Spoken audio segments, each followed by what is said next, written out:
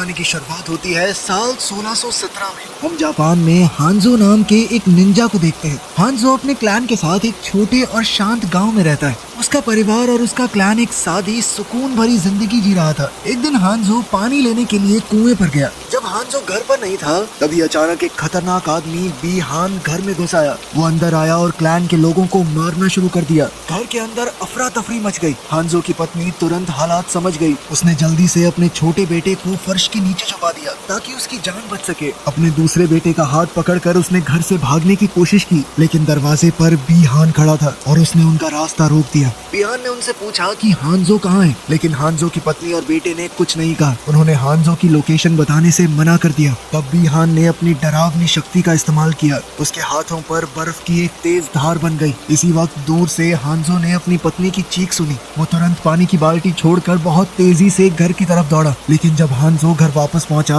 तब बहुत देर हो चुकी थी। उसने देखा कि उसकी पत्नी और बेटा जमीन पर पड़े हुए थे। दोनों मर चुके थे। उनके शरीर पर बर्फ जम गई थी। ये देखकर हांजो का दिल टूट गया और उसके अंदर बहुत ज्यादा गुस्सा और दर्द भर गया। उसी समय झाड़ियों से कुछ दुश्मन बाहर आए। उन्हें देखते ही हांजो ने तुरंत अपनी तलवार निकाली और लड़ना शुरू कर दिया। हांजो बहुत मंजा हुआ फाइटर था। उसने एक एक करके सबको मार दिया। फिर और हत्यारे झाड़ियों से बाहर आए। हांजो ने अपना चाकू निकाला और उसे एक रस्सी से बांध दिया। फिर उसने चाकू को घुमाया और अपने दुश्मनों पर फेंका। वो बिना रहम किए अपने दुश्मनों को खत्म करता गया। थोड़ी देर बाद हांजो को बाएं हाथ मिल गया। हांजो ने तुरंत कुनाई फेंका जिससे सीधा बाएं हाथ का चेहरा कट गया। इसके बाद दोनों के बीच एक जबरदस्त लड़ाई शुरू हो गई। बाएं हाथ ने हांजो का ही हथियार पकड़कर उसके पेट में घुसा दिया। हांजो ने तुरंत अपने सर से हमला किया और खुद को छुड़ाया, लेकिन बाएं हाथ ने उसकी गर्दन पकड़कर अपनी बर्फ जमा देने वाली ताकत का इस्तेमाल किया। हांजो जल्दी से दूर हटा और अपनी तलवार से बाएं हाथ के पेट पर वार किया, लेकिन बाएं हाथ भी पीछे नहीं हटा। उसने हांजो का सर पकड़कर एक पत्थर पर जोर से दे मारा, लेकिन हांजो भी रुका नहीं। वो लड़ता रहा। आखिर में बाएं हाथ ने हांजो को जोर से फेंका और वो एक पेड़ से जा टकराया।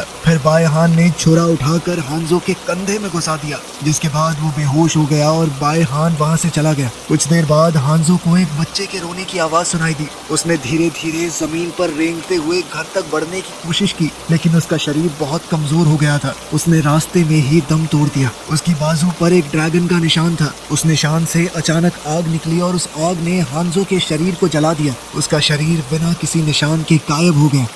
उस वक्त रेडन नाम का एक आदमी अचानक जादू से वहां आया। उसने छोटे बच्चे को उठाया और वहां से ले गया। बताया जाता है कि इस दुनिया में 6 अलग अलग टुकड़े हैं। इंसान अर्थ रेल्म में रहते हैं। इन सभी रेल्म्स का आपस में एक फाइट टूर्नामेंट होता है जिसका नाम मॉर्टल कॉम्बैट है। अगर अर्थ रेल्म से जल्द ही कोई टूर्नामेंट नहीं जीता तो आउटवर्ल्ड नाम का एक रेल्म धरती पर हमला कर देगा। एक पुरानी भविष्यवाणी भी है जिसमें बताया गया था कि हांजो का खून एक दिन बहुत ही उम्दा खिलाड़ियों को इकट्ठा करेगा और अर्थ रेल्म को जीत दिलवाएगा। अब कहानी आज के समय पर आई। हम कोल नाम के एक खिलाड़ी को देखते हैं जो एक MMA फाइट के लिए केज में घुसा। लोग बहुत एक्साइटेड थे। उनमें से एक जैक्स भी था जो कि बड़े ध्यान से फाइट को देख रहा था। कोल बहुत अच्छे से लड़ा, लेकिन उसके ओपोनेंट ने उसे चोक होल्ड में पकड़ लिया। उसने कोल को इतनी देर तक पकड़ कर रखा कि कोल फाइट हार गया। बाद में बाथरूम के अंदर कोल अपना मुंह धो रहा था। तब उसे अचानक एक विजन दिखाई दिया। कोल ने सोचा कि ये सब शायद उसके घायल होने की वजह से हुआ। फिर वो अपनी बेटी एमिली को ढूंढने गया। जब जैक्स उसके पास आया तो जैक्स ने ध्यान दिया कि कोल की छाती पर एक ड्रैगन वाला निशान है। कोल ने बताया कि ये तो बस एक अजीब सा बर्थ मार्क है मेरे शरीर पे।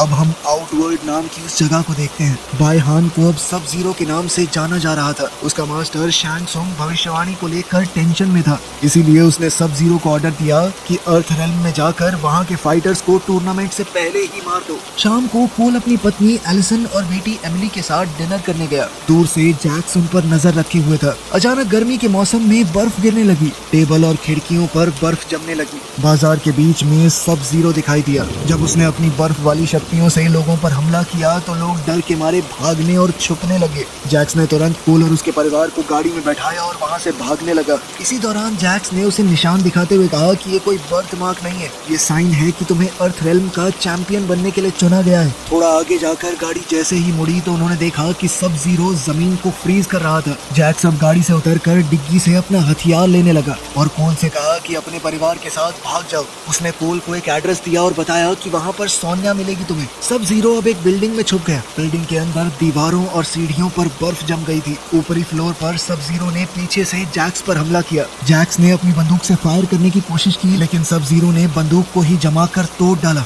दोनों के बीच हाथापाई शुरू हो गई। जैक्स ने उसका जमकर मुकाबला किया, लेकिन सब जीरो के आर्मर और उसकी ताकत की वजह से उसे कोई नुकसान नहीं हुआ। सब जीरो ने जैक्स को खिड़की से बाहर फेंक दिया और उसे बाजू से पकड़कर उसके दोनों हाथ जमा दिए, जो कुछ देर बाद जमकर फट गए। फिर उसने जैक्स को नीचे एक गड्ढे में फेंका और समझा कि वो तो मर गया।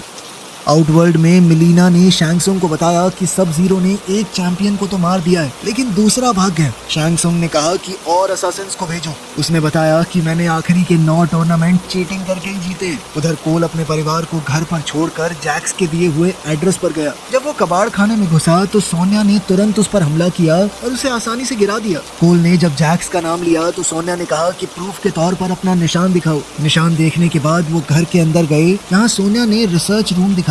उसने बताया कि 7 साल पहले ब्राजील में उसने पहली बार ड्रैगन मार्क को देखा था। जब जैक्स ने एक आदमी को हराया तो मार्क उसके शरीर पर ट्रांसफर हो गया। रिसर्च से पता चला कि ये एक सीक्रेट टूर्नामेंट है जिसमें ड्रैगन मार्क वाले फाइटर्स को लड़ने के लिए चुना जाता है। धरती को बचाने के लिए तुम्हें लड़ना होगा। उन्हें ज्यादा से ज्यादा चैंपियंस को बचाने की जरूरत है, क्योंकि अर्थ चैंपियंस लड़ने से पहले ही मारे जाते हैं। तब कोल ने हांजो की फोटो देखी और उसे फिर से वही अजीब से विजन्स दिखाई दिए। तब अंधेरे से कुछ आवाज आई। लाइट ऑन हुई तो पता चला कि सोनिया ने एक प्रिजनर को पकड़ रखा था जिसका नाम कानो है। कानो पैसों के लिए लड़ने वाला एक फाइटर था। उसके शरीर पर निशान तब आया जब उसने एक चैंपियन को मार डाला। कानो सोनिया के बारे में बहुत गंदी बातें कर रहा था, तो सोनिया ने उसे मुक्का मार के चुप कर दिया। अचानक से लाइट चली गई। सोनिया ने छत पर एसिड से बना हुआ एक छेद देखा। तब एक अदृश्य जीव कमरे में हिलने लगा। चीजें गिरने लगी और उसने कोल पर हमला कर दिया। फिर उस क्रीचर ने कानो को भी गिरा दिया। सोनिया ने हिसाब लगाकर अपनी बंदूक से फायर किया, जिससे वो क्रीचर थोड़ा दिखने लगा। वो एक रेप्टाइल था। उसने कानो के ऊपर अपने पंजों से जबरदस्त हमला किया। उधर सोनिया की गोलियां खत्म हो गई तो उसने चाकू फेंके। पहले 2 चाकू रेप्टाइल को लगे, लेकिन वो भाग गया। तीसरा चाकू गलती से कानो की टांग में लग गया। अब रेप्टाइल फिर से गायब होकर सीलिंग में छुप गया। उसने घर की बीम पर एसिड थूक दिया और फिर सोनिया और कोल पर हमला किया। दोनों उसे देख नहीं पा रहे थे, तो अपना बचाव करना मुश्किल हो रहा था उनके लिए। कानो ने नोटिस किया कि एसिड धीरे धीरे मेटल बीम को गला रहा है। ये देखकर कानो ने तुरंत एक आइडिया लगाया। उसने अपनी हथकड़ियां तुरंत उस बीम के नीचे रख दी, ताकि हथकड़ियां कमजोर होकर टूट जाएं और उसके हाथ आजाद हो जाएं। थोड़ी देर बाद मेटल कमजोर हुआ और हथकड़ियां टूट गई। फ्री होते ही कानो तुरंत फाइट में वापस आ गया। उसने अपनी टांग में लगा हुआ चाकू निकाला और साथ ही एक फ्लेयर जलाई, जो उसने बिना वक्त बर्बाद किए रेप्टाइल के शरीर में घुसा दी। जैसे ही वो फ्लेयर क्रीचर के शरीर में गई, वो दर्द के मारे इधर उधर भागने लगा। भागते वक्त उसने कमरे में आग लगा दी और इसी दौरान वो दिखने लगा। अब तीनों इंसान मिलकर उस क्रीचर से फाइट करने लगे। रेप्टाइल ने अपनी लंबी जीभ निकाली और कानो को पकड़ लिया। ये देखकर कोल ने तुरंत सोनिया की तरफ एक चाकू फेंका। सोनिया ने छलांग मारी और हवा में ही रेप्टाइल की छाती में चाकू घुसा दिया, लेकिन उसके बाद भी रेप्टाइल ने उसे जोर से धक्का देकर नीचे गिरा दिया। लेकिन इस सब के दौरान कानो छूट गया। आजाद होते ही उसने बिना देर किए अपने हाथों से मॉन्स्टर को छेद दिया, यहाँ तक कि उसके शरीर से दिल ही बाहर निकाल दिया। इस तरह रेप्टाइल का खात्मा हुआ। फाइट के बाद सोनिया बहुत फ्रस्ट्रेटेड और परेशान हो गई, क्योंकि उसकी सारी रिसर्च जलकर खत्म हो गई थी। तब कानो ने बताया कि मुझे एक मंदिर की लोकेशन पता है जहाँ चैंपियंस टूर्नामेंट से पहले ट्रेनिंग करते हैं। लेकिन कानो ने सीधे तौर पर कहा कि लोकेशन बता दूंगा, पर फ्री में तो नहीं। सोनिया ने कहा कि अगर तुम हमें वहाँ पर ले चलो तो तुम्हें $3 मिलियन दिए जाएंगे। इतने पैसे सुनकर कानो तुरंत मान गया, लेकिन बाद में सोनिया ने कोल को साइड में ले जाकर कहा कि इतने पैसे हैं नहीं मेरे पास। दोस्त प्लेन में उन्हें टेंपल तक ले जा रहा था। फ्लाइट के दौरान कोल को बार बार अजीब अजीब सपने और विजन्स आते रहे। जब प्लेन रेगिस्तान के ऊपर पहुंचा तो सब लोगों ने पैराशूट का इस्तेमाल करके जंप लगा दी। अब उन्हें बाकी का रास्ता चलकर तय करना था। चलते वक्त कानू लगातार बदतमीजी कर रहा था। वो सोनिया को चिढ़ाने लगा कि जलती है ना तो मुझसे, कि मेरे पास मार्क है और तेरे पास नहीं। बाद में ये बकवास एक छोटी लड़ाई में बदल गई। सोनिया ने सिर्फ कुछ ही सेकंडों में कानो को आसानी से हरा दिया और दिखा दिया कि मार्क हो ना हो वो उससे ज्यादा ताकतवर है। कानो ने गुस्से में कहा कि अगर हिम्मत है तो मार मुझे, लेकिन सोनिया ने उसे मारने से मना कर दिया। बहुत देर तक चलने के बाद ग्रुप को ल्यू कैंग मिला। कानो ने उसका मजाक उड़ाया तो लियू कैंग ने तुरंत उस पर आग से हमला किया। फिर उस आदमी ने अपने बारे में बताया। दरअसल वो भी चैंपियंस में से एक था। उसने उन्हें मंदिर तक ले जाने के लिए हाँ कर दी। ग्रुप ने कुछ और किलोमीटर चलने के बाद पहाड़ों में छुपे हुए टनल्स देखे। लियू कैंग ने बताया कि इस जगह पर पहले एक जाना माना मंदिर हुआ करता था। फिर उसने अपनी ताकत से एक खुफिया दरवाजा खोल दिया। अंदर वाले कमरे में बहुत से टूर्नामेंट्स की पेंटिंग्स बनी हुई थी जिनसे दीवारों को सजाया गया था। इन पेंटिंग्स को देखकर कोल को अपने विजन्स याद आए। वहीं कानो ने वहाँ से कुछ चीजें चुराने की कोशिश की, लेकिन लियू कैंग ने सीधे तौर पर कहा कि वापस रखो उन्हें। तब सोनिया ने देखा कि कुछ मॉन्क्स एक कमरे के अंदर जा रहे थे। वो उनके पीछे गई और वहाँ पर जैक्स को बेहोश पड़ा हुआ देखा। लियू कैंग ने बताया कि उसके घाव बहुत गहरे हैं, लेकिन हो सकता है कि मॉन्क्स उसे ठीक कर पाए, लेकिन इसमें थोड़ा वक्त तो लगेगा। फिर लियू कैंग ने सबको लॉर्ड रेडन से मिलवाया। रेडन ने उन्हें देखा और कहा कि ये लोग अभी लड़ने के लिए तैयार नहीं है। कानो थोड़े नखरे करने लगा तो रेडन ने उसे बिजली का झटका दिया। फिर रेडन ने बताया कि आउटवर्ल्ड लगातार 9 टूर्नामेंट जीत चुका है और अगर वो एक बार और जीत गए तो धरती पर हमेशा के लिए उनका कंट्रोल हो जाएगा। अभी अचानक ठंडी हवा चली और लियू कैंग की आग बुझ गई। लियू कैंग समझ गया कि सब जीरो यहाँ तक पहुँच चुका है। उसने तुरंत फायर बॉल फेंका, लेकिन सब जीरो उससे बच गया और अपने बर्फीले हमले से उसने लियू कैंग को पीछे गिरा दिया। जब सब जीरो अपने बर्फ से बने हुए भाले से लियू कैंग को मारने वाला था, तभी अचानक उसे बचाने लोहे की हैट आई। यह हथियार कुंग लाओ का है जो अपने दोस्त की मदद करने आया था। तब शैंग सुंग और मिलीना भी वहां पहुंच गए, लेकिन रेडन तुरंत टेलीपोर्ट होकर उनके सामने आ गया और बिजली की ताकत से उन्हें रोक दिया। इससे एक एनर्जी फील्ड बन गई जिस वजह से दुश्मनों को वहां से जाना पड़ा। बाद में कोल और कानो को एक एरिना में ले जाया गया। वहाँ वो अपनी ताकतों को जगा सकते हैं, लेकिन सोनिया को वहाँ जाने की इजाजत नहीं थी क्योंकि उसके पास वो खास निशान नहीं था। सोनिया जैक्स को देखने गई, तब जैक्स होश में आया और देखा कि उसे नकली मैकेनिकल हाथ मिल गए हैं। एरिना में कोल ने कुंग लाओ के साथ ट्रेनिंग की और काफी देर तक उसका सामना करता रहा, लेकिन जब कुंग लाओ ने अपने हाथ हथियार की तरह इस्तेमाल किए तो कुछ ही मूव्स में कोल को गिरा दिया। फिर कानो ने लियू कैंग से फाइट की, लेकिन वो भी कुछ ही सेकंडों में हार गया। लियू कैंग ने कोल के घाव स्टिचेस और आग से ठीक किए और उसे बताया कि रेडन ने उसे कैसे ढूंढा था, उसकी आग वाली ताकत कैसे जागी। उसने कोल से कहा कि सबसे पहले ये जानो कि तुम्हारी लड़ने की वजह क्या है। दिन भर कोल ट्रेनिंग करता रहा और वो बार बार हारा। जैक्स भी अपने नए हाथों के साथ ट्रेनिंग करने लगा, लेकिन अभी वो कमजोर है। डिनर के वक्त कानो हमेशा की तरह सबका मजाक उड़ाने लगा, जिससे कुंग लाओ और लियू कैंग का माथा ठनक गया। उन्होंने कानो से कहा कि तू बोलता बहुत है, लेकिन लड़ते वक्त क्या हो जाता तुझे? हाँ? ये सुनकर कानो गुस्से में चीखने लगा। उसकी आंखें चमकने लगी। अचानक उसकी आंखों से लेजर निकला, लेकिन कुंग लाओ ने अपनी टोपी से उसका वार हटा दिया और लेजर सीधा दीवार पर जा लगी। अब सबको समझ आ गया कि कानो की ताकत क्या है। अगले दिन कोल ने कानो के साथ ट्रेनिंग की। कानो खुशी खुशी उसे बार बार पीटने लगा। लियू कैंग चाहता था कि दर्द से कोल की ताकत जाग जाए, लेकिन ऐसा कुछ भी नहीं हुआ। बाद में कोल ने रेडन से अपनी मार्क के बारे में पूछा, क्योंकि उसे किसी को हरा के ये नहीं मिला, ये तो उसके शरीर पे जन्म से है। रेडन ने बताया कि तुम हांजो के बेटे हो। उसने बताया कि सब जीरो ने उसके पिता हांजो और उसके पूरे क्लैन के साथ क्या किया था। हांजो के मरने के बाद वो दूसरे रेल्म में चला गया। यहाँ वो बदला लेने के लिए भटक रहा है। बचपन में रेडन ने ही वहाँ जाकर उसे बचाया था।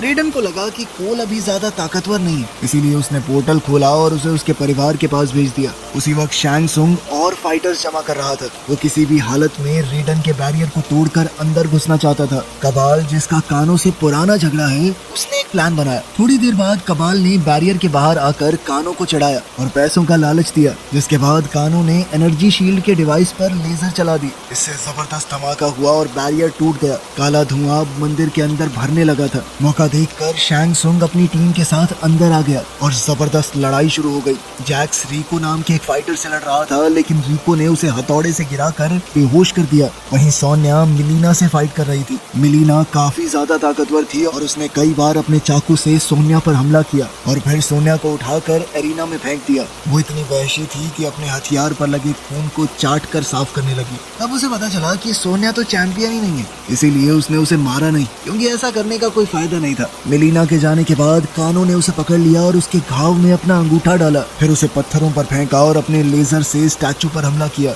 जिसके बाद सारा मलबा टूटकर सोनिया के ऊपर गिर गया। जब जैक्स होश में आया तो उसने सोनिया को पत्थरों के नीचे फंसा हुआ देखा। उसने बहुत कोशिश की पत्थरों को हटाने की, लेकिन नहीं कर पाया। अपनी दोस्त को बचाने की कोशिश में उसने अपने अंदर की ताकत जगा दी। अब उसके मैकेनिकल आर्म्स और ज्यादा एडवांस बन गए। उसने बड़ी आसानी से वो भारी मलबा हटा दिया बिना ज्यादा मेहनत किए। दूसरी तरफ लियू कैंग सीधा कबाल के पीछे चला गया, लेकिन उसके फायर बॉल्स जल्दी ही ब्लॉक हो गए। कबाल तुरंत उस पर झपट पड़ा और फाइट को जारी रखा और दिखाया कि वो बहुत ज्यादा तेज है। उसी वक्त कुंग लाओ ने अपनी हैट शैंग सुंग की तरफ फेंक दी, लेकिन शैंग सुंग आसानी से उसके वार से बच गया। उसने कहा कि मैं किसी छोटे सोल्जर से फाइट नहीं करूंगा, इसीलिए उसने नितारा को बुला लिया। नितारा चीखती हुई अंधेरे में उड़ती हुई आई। कुंग लाओ ने अपनी आंखें बंद कर ली और ध्यान लगाया। जब नितारा पीछे से हमला करने आई तो कुंग लाओ ने उसकी आवाज सुन ली और तुरंत साइड हो गया। फिर वो उसके पीछे कूद गया। कुंग लाओ ने अपनी हैट को कंट्रोल किया और उसे जमीन पर गिराकर घुमाने लगा।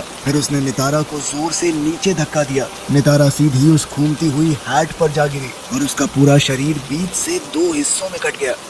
उसी वक्त काला धुआं चुपके से कोल यंग के शेड में घुस गया। कोल को महसूस हुआ कि कुछ तो गलत है, इसीलिए वो बाहर गया और वहाँ उसने गोरो को देखा। इस दुश्मन ने कोल को एक साइड में फेंक दिया और उसके परिवार की तरफ बढ़ने लगा। कोल ने उसे अपना निशान दिखाया ताकि गोरो का ध्यान उसके ऊपर ही रहे। फिर कोल शेड के अंदर गया, एक क्रॉस बार उठाई और छुप गया। इंतजार करने लगा कि गोरो दरवाजे से आए, लेकिन गोरो ने सीधा दीवार तोड़ दी और अपनी कई बाजुओं से कोल को पकड़ लिया। वो उसे बुरी तरह पीटने लगा। गोरो ने तो लकड़ी की बीम्स तक तोड़ डाली और उन्हें हथियारों की तरह इस्तेमाल किया। इससे शेड टूटने लगा और कोल ने जल्दी से बाहर निकलने की कोशिश की, लेकिन मलबा ऊपर गिरने की वजह से वो फंस गया। पर गोरो ने अभी भी उसे छोड़ा नहीं। उसने कोल को मलबे से बाहर निकाला और उसकी रीढ़ की हड्डी निकालने को तैयार हो गया। तब एलिसन ने कुल्हाड़ी उठाई और गोरो पर वार किया, लेकिन गोरो ने उसे धक्का दे के साइड कर दिया। अब एलिसन और एमिली कार की तरफ भागी और सोचा कि गाड़ी से कुचल देते हैं इसे, लेकिन गोरो ने अपनी ताकत से गाड़ी को ही रोक लिया। उसने कार की छत तोड़ दी और दरवाजा फाड़ दिया।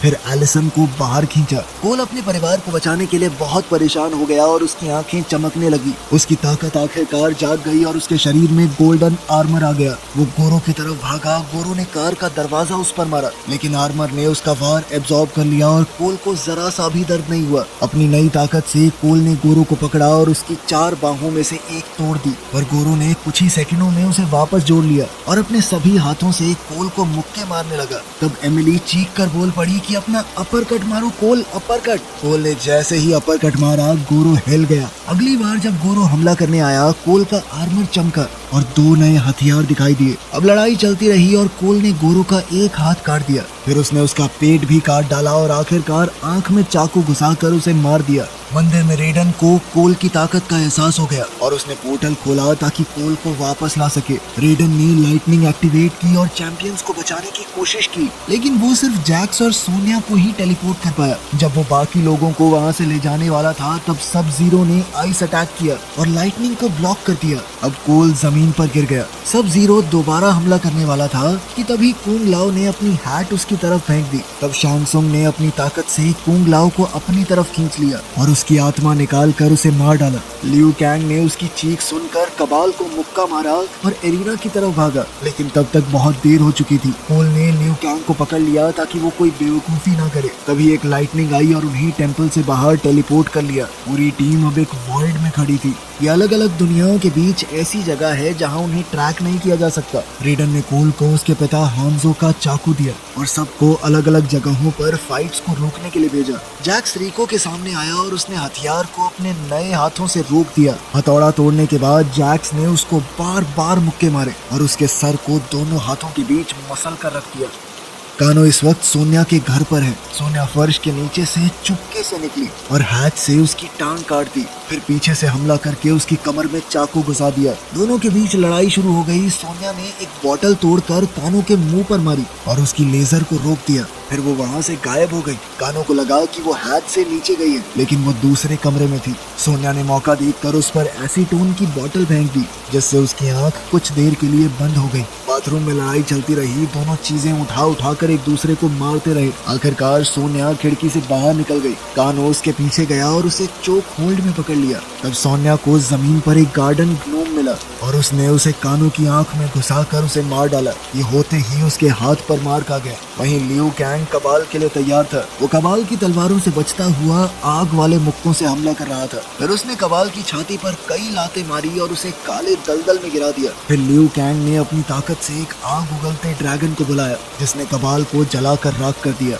वहीं कोल की फाइट मिलीना से चल रही थी। मिलीना अपने पोर्टल्स की मदद से उस पर वार कर रही थी। अब मिलीना गरजने लगी और उसका चेहरा फट गया, जिसमें से एक बड़ा मुंह और बहुत सारे दांत दिखने लगे। जब उसने कोल को काटने की कोशिश की तो कोल ने अपने हथियार से उसका मुंह ब्लॉक कर दिया। तब सोनिया आई और अपनी नई ताकत से प्लाज्मा बीम शूट की, जिससे मिलीना के पेट में छेद हो गया और वो तुरंत मर गई। कोल के घर पर सब जीरो दरवाजे के बाहर है। फिर वो कोल के सामने आया और एमिली का ब्रेसलेट दिखाया, साथ ही उसे जमा कर अपने हाथ से तोड़ दिया। गुस्से में कोल उसके पीछे धुएं में चला गया और अपने जिम में टेलीपोर्ट हुआ, जहाँ बर्फ ने उसके परिवार को बंदी बना रखा था। सब जीरो ने हमला किया और एक और लड़ाई शुरू हो गई। बर्फ से कोल के हथियार जम गए और वो निहत्था हो गया। कुछ मुक्कों के बाद सब जीरो ने उसके कवच को भी जमाने की कोशिश की। कोल ने अपने पिता का वो चाकू निकाल कर हमला किया, लेकिन सब जीरो ने उसी पर पलटवार कर दिया। कोल ने भी उसे अपने हाथ से रोका, लेकिन चाकू से उसका हाथ कट गया और खून निकलने लगा। खून लगते ही वो चाकू आग की तरह जलने लगा।